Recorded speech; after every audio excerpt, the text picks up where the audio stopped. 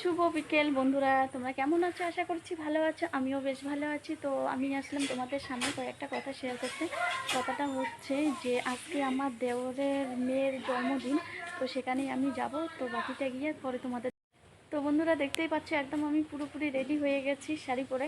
তো দেখতেই পাচ্ছ। তো এখন আমি কোথায় যাচ্ছি সেটা তোমাদের বলছি।